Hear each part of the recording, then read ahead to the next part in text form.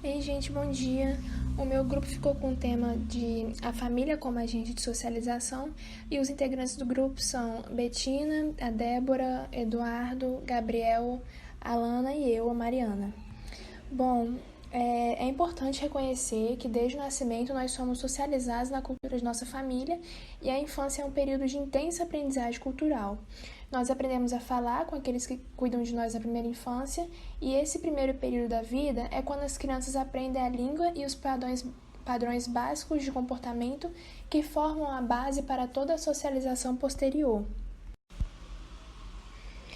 A família é considerada um espaço indispensável para a garantia da sobrevivência, do desenvolvimento e da proteção integral dos filhos e demais membros, independentemente do arranjo familiar ou da forma como vem se estruturando.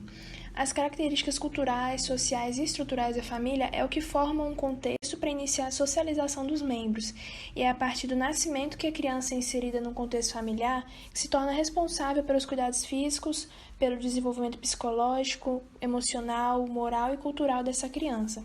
Com isso, através do contato humano, a criança supre suas necessidades e inicia a construção dos seus esquemas perceptuais, motores, cognitivos, linguísticos e afetivos. Também é a partir da família que a criança estabelece ligações emocionais próximas, intensas e duradouras, sendo cruciais para o estabelecimento de uma socialização adequada.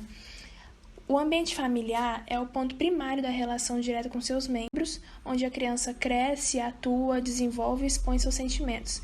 Experimenta as primeiras recompensas e punições, a primeira imagem de si mesma e seus primeiros modelos de comportamento. As experiências das crianças nas interações com os pais ajudam a formar os traços de personalidade, competência e responsabilidade que os indivíduos levam em várias áreas da vida adulta. Os pais exercem um papel preponderante na interpretação e instrução das crianças, as quais aprendem com eles a maneira de reagir e de ver os grupos sociais, étnicos, religiosos, entre outros. A maneira de reagir e de ver a sociedade está envolvida em crenças e valores que os filhos mantêm e que vão se inscrevendo no seu interior e configurando no seu mundo interno. Isto contribui para a formação de uma base de personalidade, além de funcionar como fator determinante no desenvolvimento da consciência, sujeita a influências subsequentes. A família também desenvolve um papel importante nas formas de representações do mundo exterior, pois é através dela que se dá a inserção do sujeito neste mundo e onde começa a apreensão do conjunto de determinações. Esse processo é que possibilita viver universal de forma particular e, neste movimento, se construir.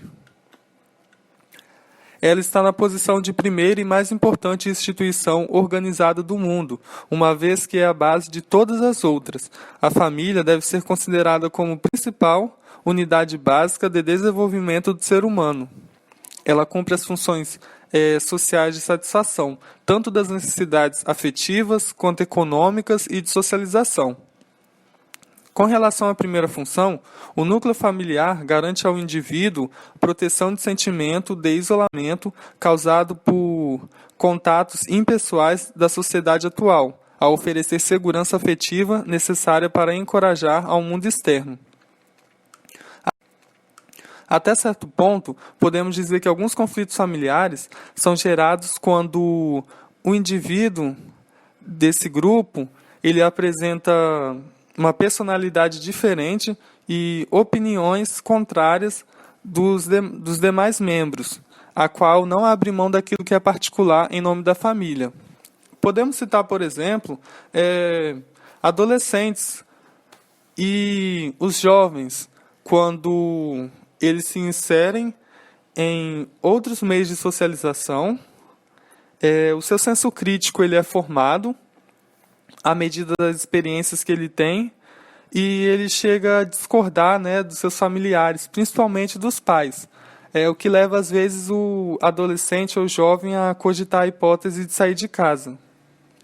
Como a família tem a função de socialização dos indivíduos, é primordial que seja constituída de bom convívio e respeito.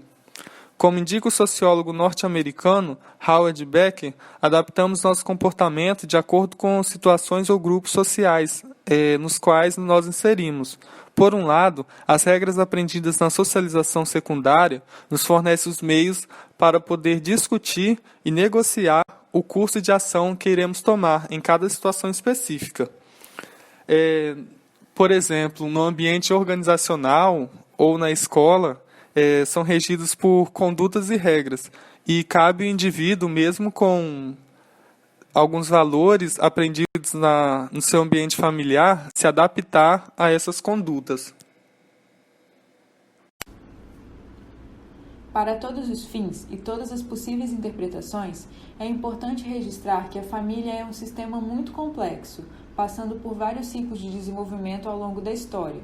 Assim, transformou-se através dos tempos, acompanhando mudanças religiosas, econômicas e socioculturais.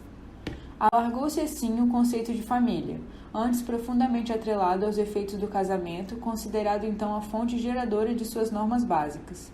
O Estado deixa de se interessar apenas pelo ato formal do casamento, preocupando-se sobretudo em resguardar o grupo familiar. Dessa forma, a família não mais se baseia na concepção convencional de procriação e educação da prole, nem tampouco na concepção meramente legalista, mas na mútua assistência e satisfação sexual, o que permite que sejam vislumbradas novas possibilidades de entidade familiar, uma vez que o afeto passa a ser pressuposto de constituição dessas relações. A mudança no entendimento no conceito de família.